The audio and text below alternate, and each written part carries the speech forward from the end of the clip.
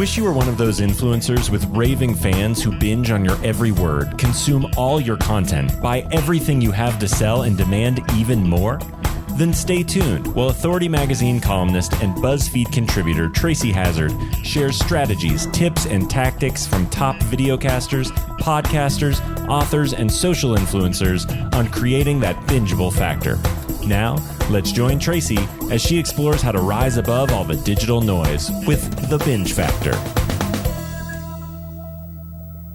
I'm really so excited to bring you this episode. I think John Mendez, who's my guest for today, is one of the most different podcasters I've brought on in a long time. He has such a different perspective, and I love when I get to talk to someone young.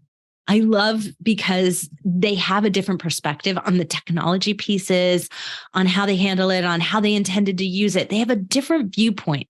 And John points this out as we're talking because he comes from a world that it was just like social media was there from, put a phone in his hand and he automatically already had social media, right? So that's a really different viewpoint of the world where there are those of us who, I started my career and got email now pretty close to the first few years that I've been in business. But it wasn't an immediate thing. Like it started out in an older model. And there are a lot of us out there. And that could mean we're tech challenged. I'm not personally tech challenged. That's kind of my gift, is that I embrace it and I love tech. But John's perspective for those who are in a different place, maybe those who are struggling to figure out what their path might be, who don't have a perspective on anything, that's where he's taking them. And he calls it Walk to Wealth with the number 2 in it. And I really am enjoying the model that he's created because, when you're walking the walk, other people want to go along with you. And that's exactly what John's built here. So let me tell you a little bit more about John. He is a serial entrepreneur, realtor, investor, podcast host, and social media expert. John Mendez is deeply passionate about helping other like-minded individuals achieve a life of abundance.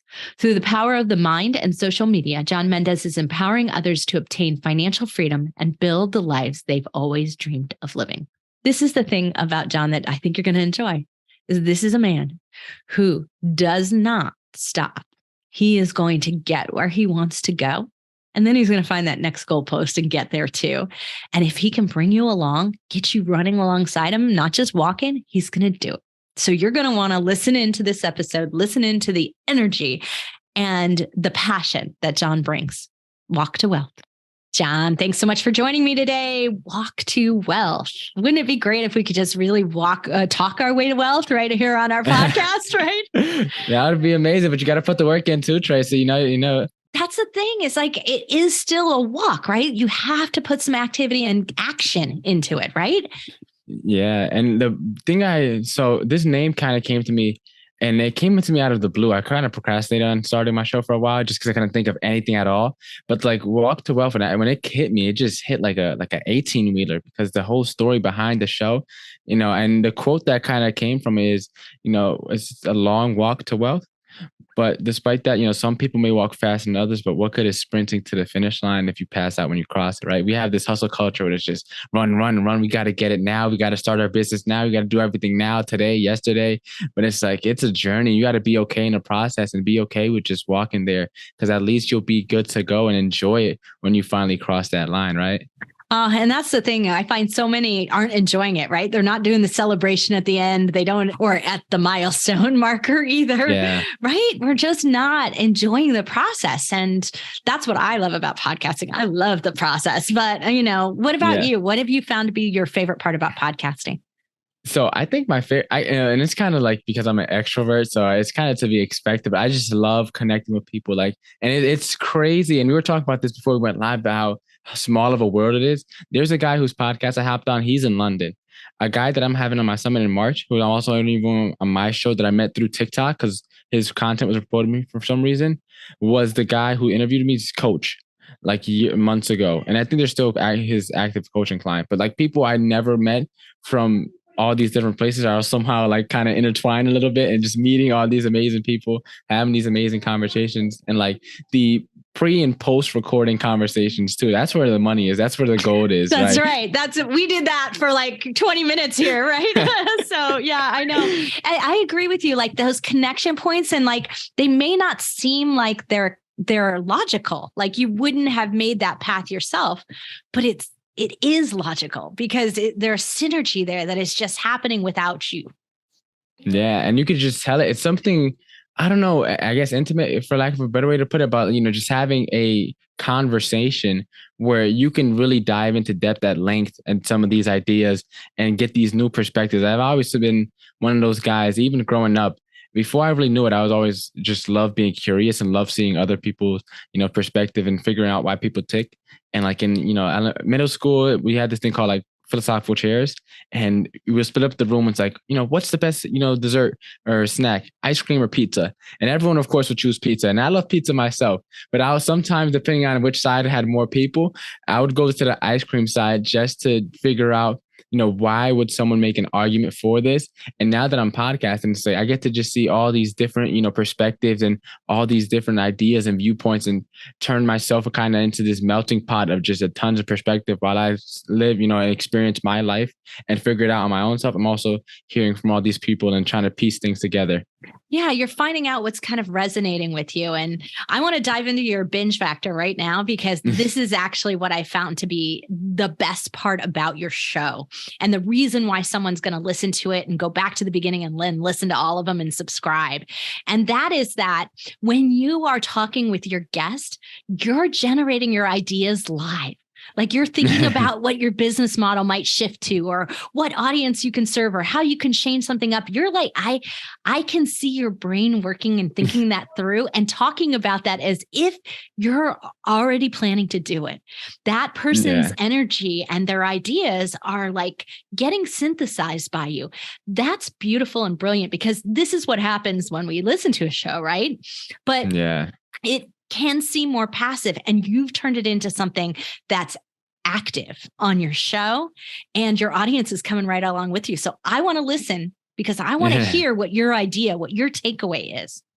Yeah, and it's something that it's hard to put your finger on, because for me, it's almost like I grew up playing football and basketball, right? But like when it's like almost that couple seconds before kickoff where you're kind of just the adrenaline just now kicking in, and you're kind of starting to enter into that flow, into that state where you just kind of go blank and you're not thinking at all. You're just kind of just in just that flow state, and it just kind of, the thoughts come up. And sometimes I'll go back and, so if you were to ask me after a football game what happened during a game, I could probably recall like maybe 3 or 4 plays out of the entire game.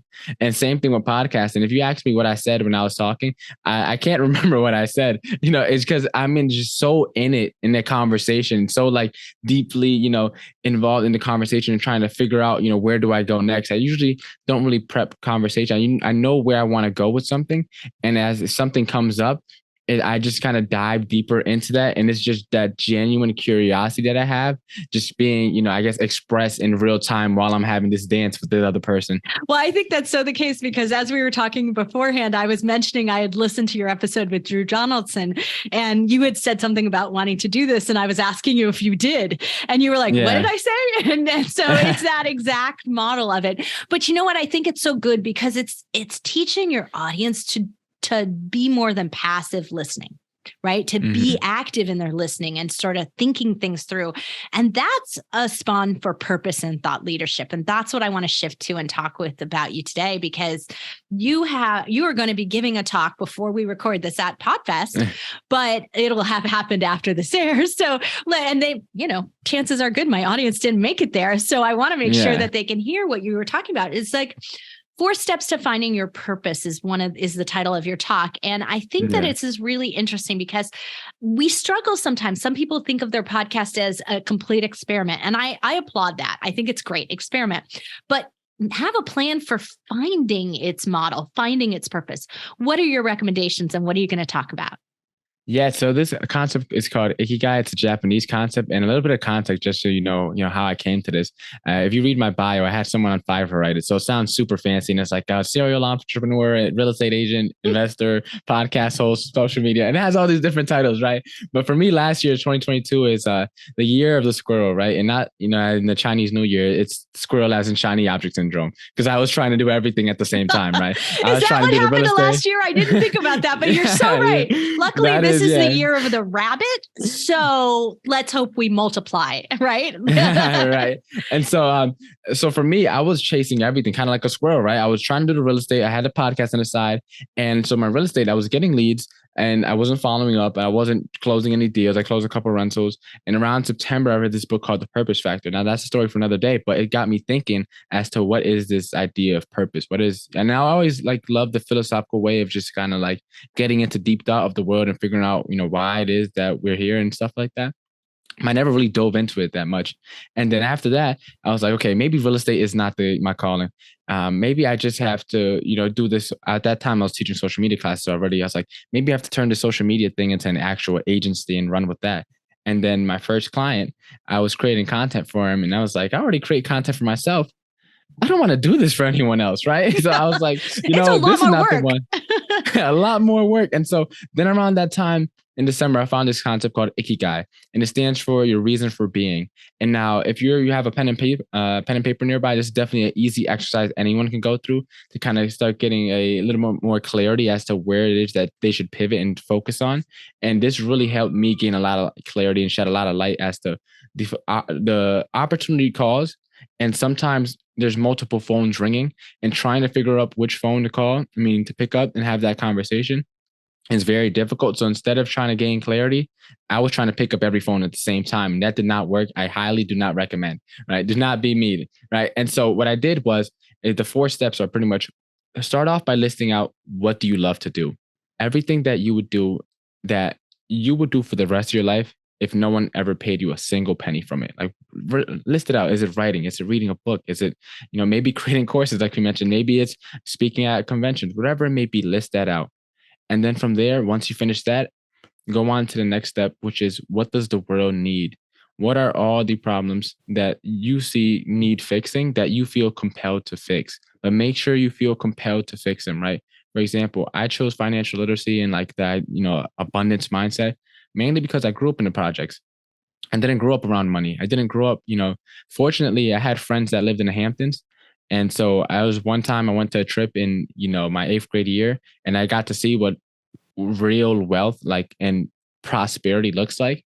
But then also I grew up in the projects, and I got to see the opposite side of the fence and what things could turn into if you lead a life of poverty and scarcity and go down that path to the extreme. So write down all the problems you feel compelled to solve. Once you finish that step, you go on to, what can you be rewarded for? A lot of times we get, a lot of fulfillment and joy from some of these things. Like maybe it's volunteering at the soup kitchen. It might be building houses in, South America for people in third world countries. It may be, just volunteering at the local shelter for, cats and dogs, whatever it may be. But we still have to keep the lights on, right? We still have to put food on the table. And especially if you have a family, you still have to take care of yours.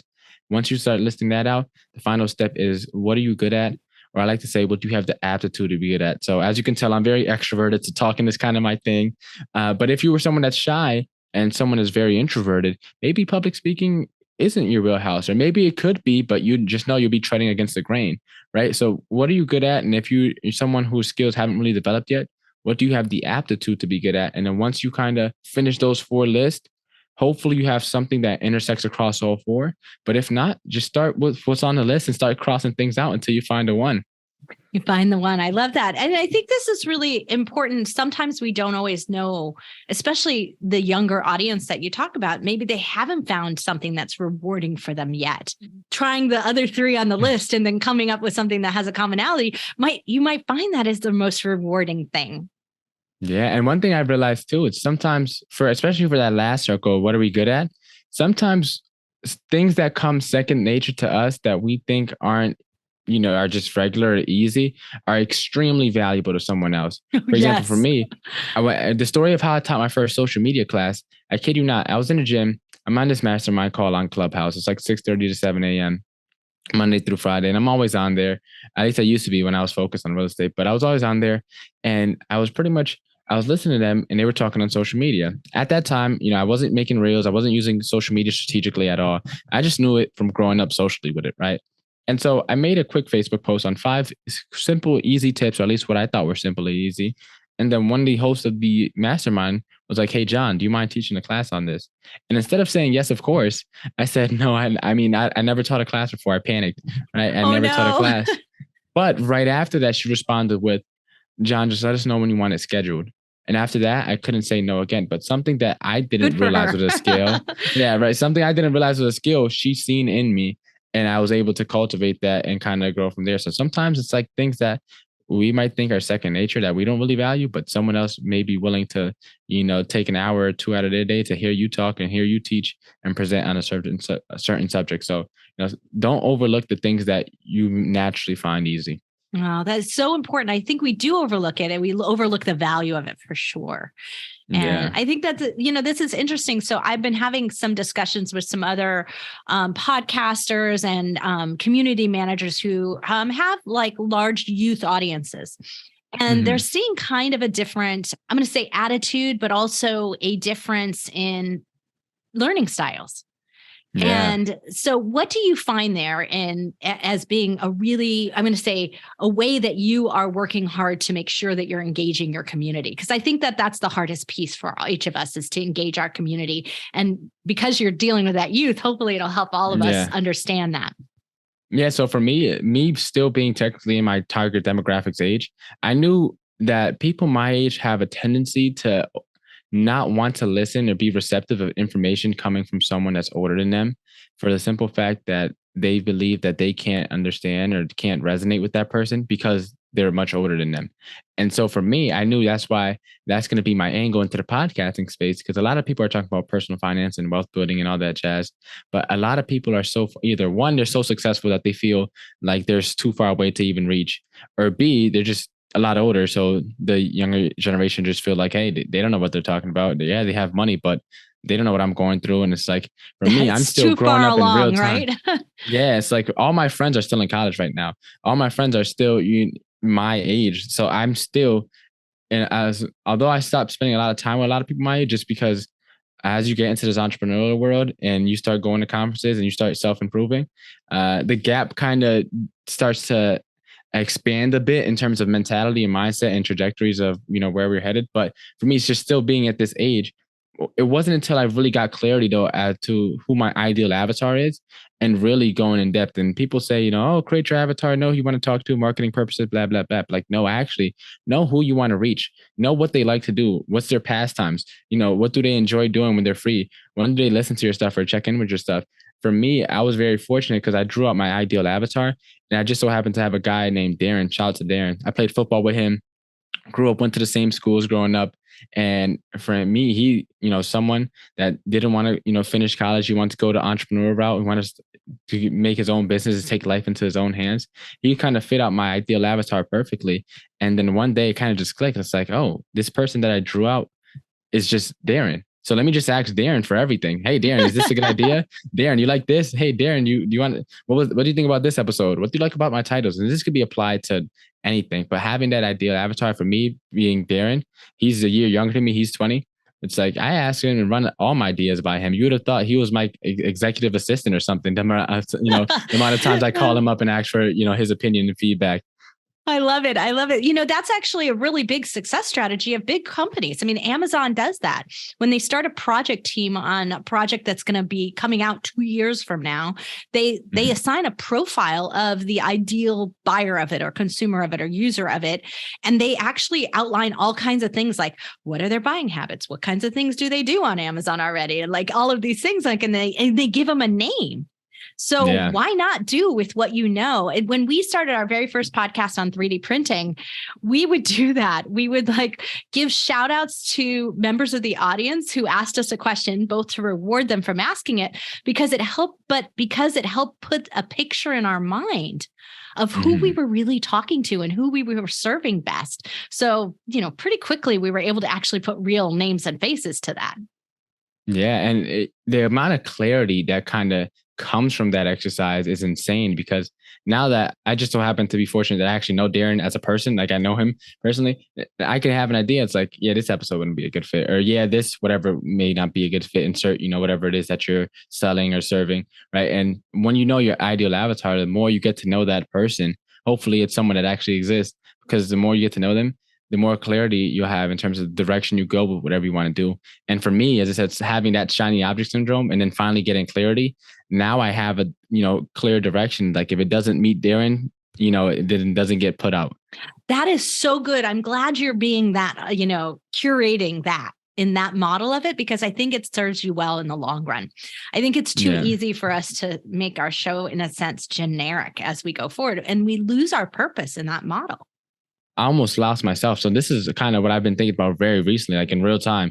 And I've just been thinking, so the show's called Walk to Wealth, and it was supposed to be like a medium where, I share my story, and I've had on my episodes, I probably have like 5 or 6 episodes where I really go in depth as to the first 6, and then maybe like a couple, like 2 or 3 after, where I talk about my story and what I'm doing. But it's mainly been interview. And it gets easy to get carried away with interviews because it's a lot easier on the editing side and things like that. But as of late, I was just like, my girlfriend told me a while ago, but I read a book and it was like, you just have to show up. You have to be more consistent. Like instead of doing 1 a week, you should do 1 a day. I can't do that yet, but what I can do is— You have increased your pace though, I noticed. I have, yes, a ton. I went from 1 a week and now I'm doing close to 2 or 3 a week almost. And for me, that's just interviews, because I was so backed up with so many interviews. I have to get them out. So it's still like relevant to the time that we're kind of otherwise, yeah, that's so true. But also just dropping maybe a 5-minute episode where I just go and kind of like slowly but surely like share different parts of my story, because it's a little more entrepreneurial and a little more entrepreneurially focused. But there's parts where, for example, attachment styles, learning about psychology, that played a big role in my personal development in high school and figuring that stuff out. So sharing like the nitty gritty, like, of how I got to where I'm at mentally, what kind of influenced me, what, factors played a big role into my life, and really getting even more in depth as to my walk, because I want people to kind of feel as if, they're kind of, not only are they living out this journey with me, but hopefully that me sharing mine, like, and being a lot more raw with it, will then inspire them to also be vulnerable with me and share with me, so I can then know who to serve and how to better serve them as well. Well, if you don't mind a little on-air coaching. Yeah. Multiple times right here, and you may not realize you're doing it. You're extremely well read. I figured that out from listening to your show and from just our conversation right now. 5 minutes on what book you're reading, I would be fascinated by it. And I think your audience might be too. And it doesn't have to be like a big promo about the book or anything like that. It's just like, I picked up this book and this is something that fascinates me about it. That's it. You don't have to say more than that. But what's on your reading list, I think would be really valuable to your audience, right? They want to grow definitely too. Yeah. And it's funny. I actually made an episode about how, my top 3 books. And that episode actually did really well. That was like episode number 6, I think, way back when, before I got into interviews. But so maybe spread it out a little. Do one. I'm planning on getting it back into it, because the little quick, solo episodes, that gives people a feel for, who's John. Because most of the time, as I said, like, I'm also in real time, gathering thoughts together while I'm interviewing. But for the most part, I like to consider myself like the conversation guide.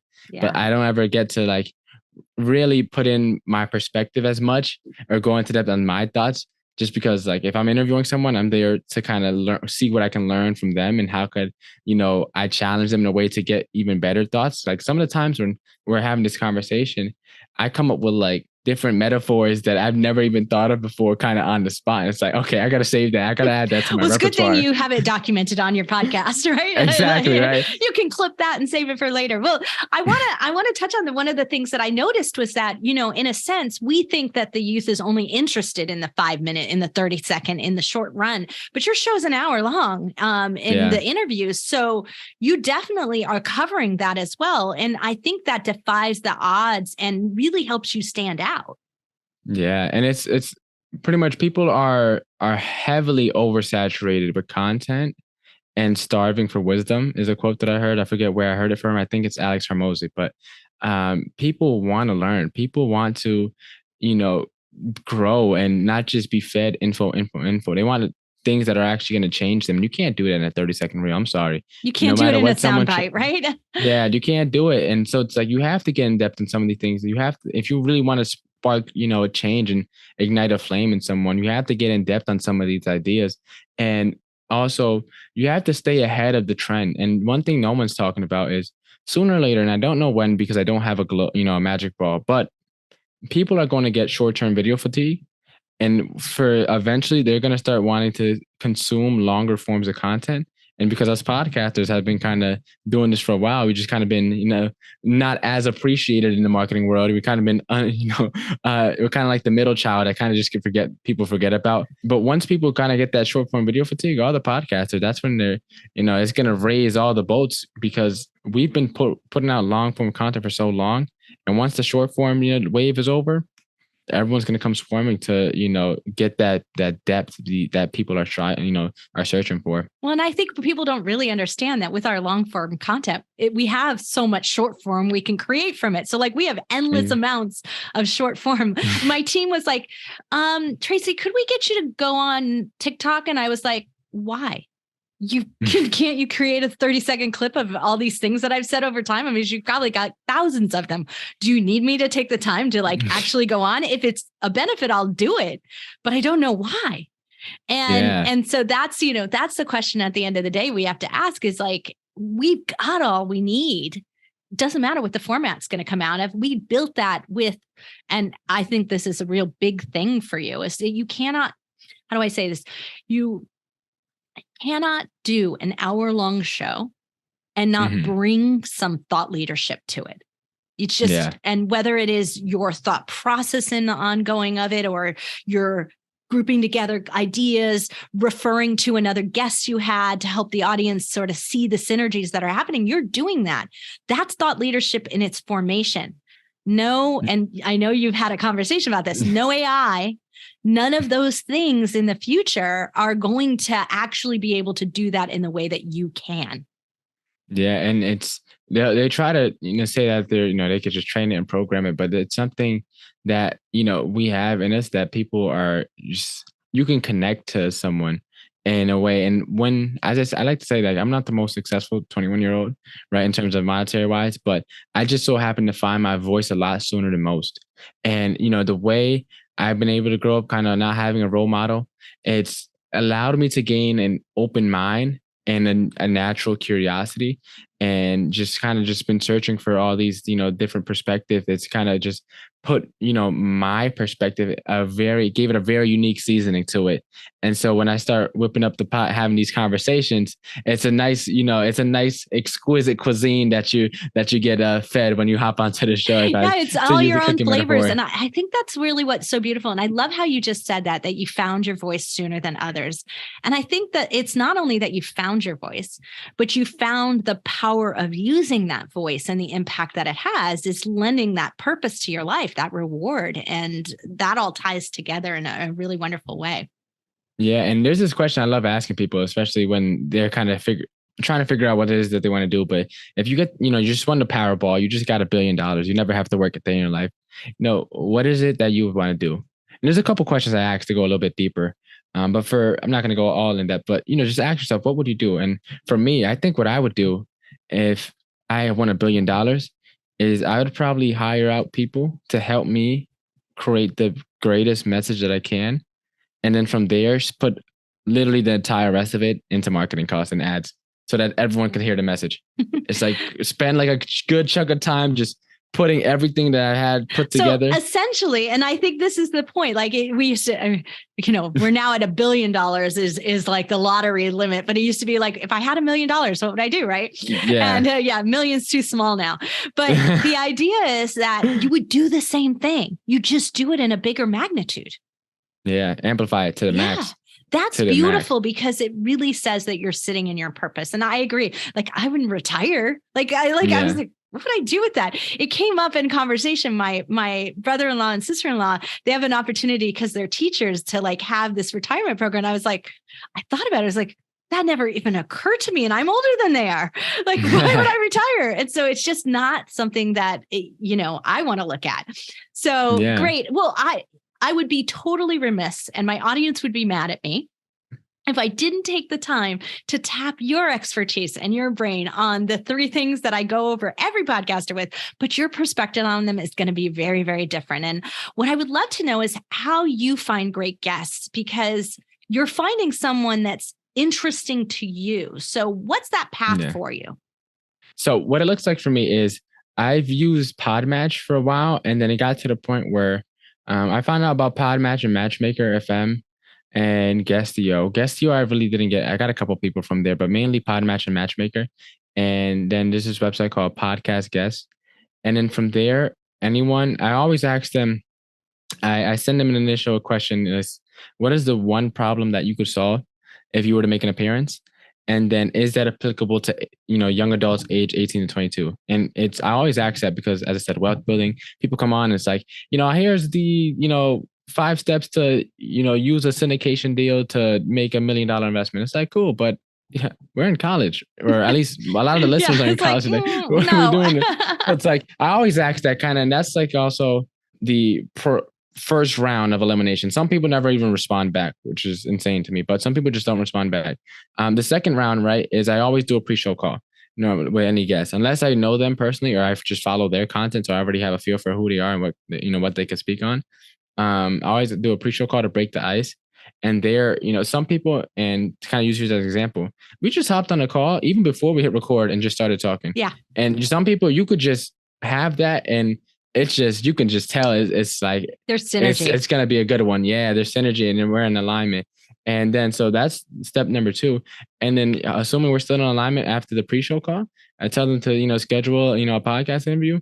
And then from there, as I said, I know what they're on, and my onboarding form that I have asked a couple questions in terms of just to kind of guide the conversation, and I look into them a little bit. And then from there, I try to ask them questions in their kind of zone of genius, because I feel like people are more passionate about talking things that are in their zone of genius, but also then kind of maybe seeing things that I may be more interested in, kind of pivoting in. That's what I think is really fascinating about the way that you ask questions. And I think it really works well is that you may be asking me something no one's ever asked me before, or you're going into that sort of perspective that I haven't heard. I have heard it on a couple of the shows that I listened to, and I only spot listened to 3 episodes. So I didn't get to listen to the whole catalog. But when I listened to it, what I heard was you asking for that kind of more nitty gritty view of things. Like, how can I get started in this, and where can I? And I think that's so important, because so often a lot of these experts that come in talk at a level that's just above above where you might be. And that's not good. So you bring them back down to where you need them to start. And that, I think, is powerful.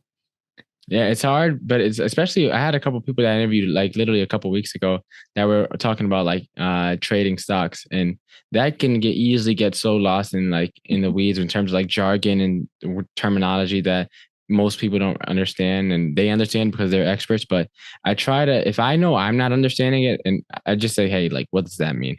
Mid interview, because if I can't understand it, I know for sure most people listening definitely can't understand it. So knowing, not trying to, come off as the professional that you just understand with everything that say. It's no, if I don't understand something, you need to tone it down a little bit, because I'm not going to stay here and act like I do understand it just to keep this conversation going, because I know people out there, you might have just lost them as well. And I can't have my listeners getting lost because I'm lost and I didn't have the courage to say something and kind of pivot the conversation. Yeah, no. And that's it. That it does take courage, right? To interrupt someone who's an expert, and it does take that. So I think you do that really, really well, and it does serve your show well. Now, I want to talk about increasing listeners, because this is the hardest part for every podcaster. It's always the one I ask them and they'll be like, I don't know, what do you suggest? It's like they need more help. Yeah. But you've been using Instagram pretty successfully to help, build more audience, build more interest in your episodes. So I'd love for you to touch on that. But what do you think that you do that is really working for you in growing that listener base and listener engagement? Yeah. So for me, so I was doing, a bunch of reels. I got to a point where I was almost doing 3 reels a day, and I was getting tons of views, but it wasn't leading to downloads. So I did a little bit of an experiment. Mind you, this is also during the time when I was still doing real estate and social media and all this other jazz on the side. So what really helped me get my listenership up was getting crystal clear clarity on what my ideal avatar is and who that is. Up until that point, everything I did up to that was, for pretty much almost no reason. And then I stopped for a little bit in terms of posting, and it didn't have any effect on my downloads.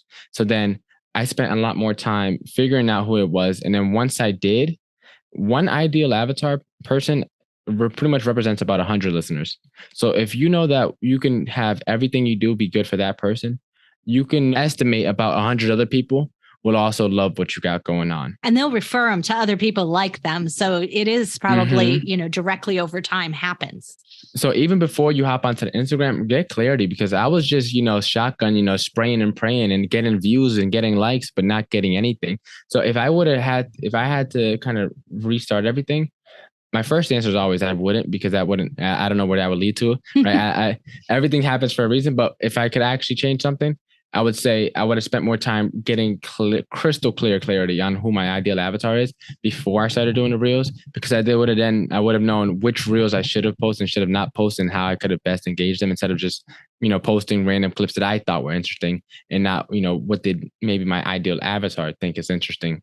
Well, it's so funny you say that, as I just heard. So my sister-in-law has a podcast on weekend crafting adventures, and it's for, women and who are crafting on the weekends outside of their job. And it's kind of the perfect thing. And she's been doing more and more Instagram and more YouTube shorts and some other things. And she had gotten advice from my daughter about adding music to it as she shares some of these videos. And she was like agonizing over the music. And my daughter gave her great advice. She said, pick the music that you're interested in, because of your audience profile is similar to you. And when she did that, so she happened to pick a song, I think it was a kind of an older song. It was Upside Down, and Donna Summer. And it's like kind of, I think there's a bunch of commercials and stuff with it out. And it took off, and she had 200,000 views of that reel. And it was all because the song boosted it. That's amazing. And I want to add one more point too, that a mistake that I made: you are not your own ideal avatar. And the same reason you're making your show isn't the same reason why someone will tune in. And you have to distinguish that and separate that, because that's what I thought. Because as I said, I'm in my own target audience demographic in terms of age and things like that. But the same reason I'm making my show isn't the reason why people will tune in. So making that distinction definitely will help. Yes, that's so important. So glad you're saying that. So let's talk about the future. You're about, you're coming up on 100 episodes. I hope you're going to celebrate. But you have to start thinking about maybe, is this working for you? Are you getting the high return on investment? What is that? And I use monetization loosely here, because it could simply be a return on investment for you personally. But what is that return on investment from your show? And, are you going to shift things up going forward? Yeah. So for me right now, my main goal is to really grow my audience and grow my authority this year. I was so distracted last year, so I didn't really give my all. But just recently, we hit top 5% on listen notes. So we're starting to get some numbers growing. We're starting to get some increase, and it's running with this traction. My main marketing strategy for this year is podcast guesting. I've so far this year I'm speaking at Podfest Expo next week. I've got close to 90 podcast interviews booked so far this year. Some of which I've already recorded. The goal is to get to 400. I'm applying to speak at Podfest podcast movement in August. And so really just building my audience, my authority. I have a virtual summit that I'm doing in March to kind of do some things, and like just really focusing on building my authority, building my audience, providing that value. Because if you have attention is the most valuable currency. And so after pouring in so much, by the time I figure out my offer and what my angle is, I'll still teach the social media stuff on the side just to kind of get some income to keep me afloat. Fortunately, I still live with my grandparents. If you have to, stick it out at, living with your parents or grandparents or whoever to just save some money, definitely do so in the entrepreneur space when you're starting off.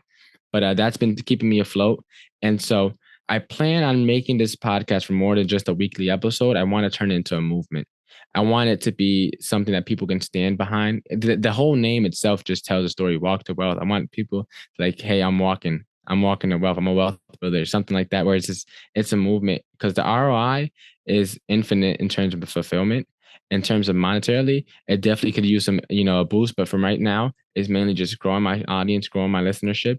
And as I figure out where it is that I really want to, I think I could best serve and best help people transform, That'll come eventually, but I'm in no rush because, as I said, I'm still afloat for now. And it's just more so about, that Zig Ziglar quote, you help enough people get what they want, eventually you'll get what you want, right? So just providing that value, keeping it going. But definitely the virtual summit is definitely going to be a big audience booster. I think and probably so. doing a couple more of that. I might do a couple more throughout the rest of the year. And then, so really just focusing on growing, because then once I have that list, that audience of people that genuinely support what I have going on, then people will want me because I have the platform. And so I'll figure it out as it comes. But my main focus this year is just growing the show because I spent so much time last year just being distracted. So just growing the show is my short-term goal. Good. I love that. And let's see, it is the year of the rabbit. So that multiplier is going to apply this year, right? And so we're going to have a multiplying of listeners.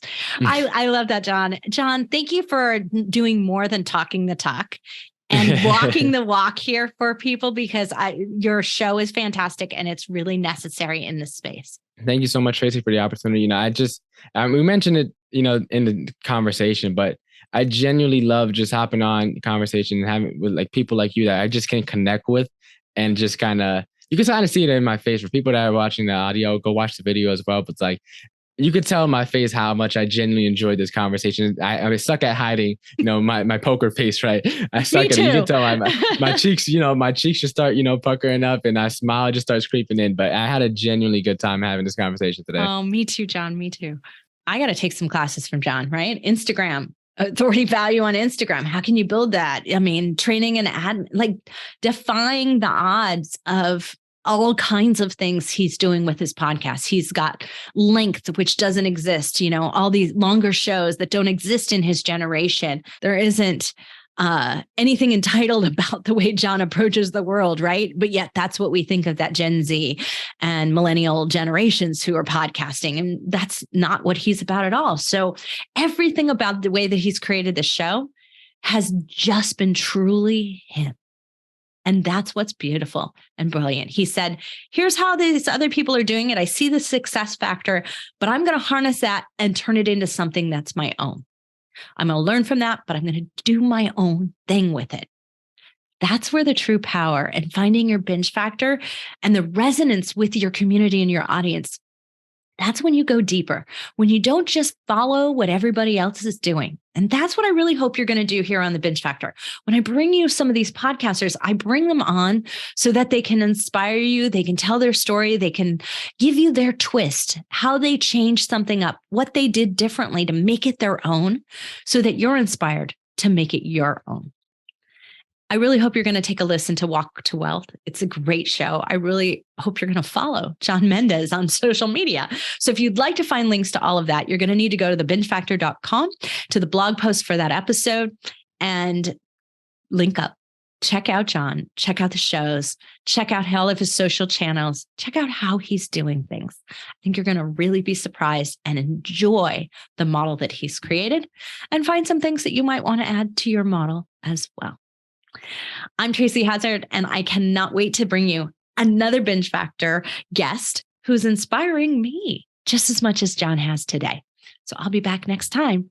So thanks everyone for listening. I'll be back next time on The Binge Factor. You've been listening to the Binge Factor podcast. For more information on podcasting and videocasting success tips and tactics, please go to thebingefactor.com. And be sure to listen to our other show for podcasters called Feed Your Brand. If you'd like to be interviewed on this show, as well as featured in Tracy's column, please go to thebingefactor.com/guest and apply.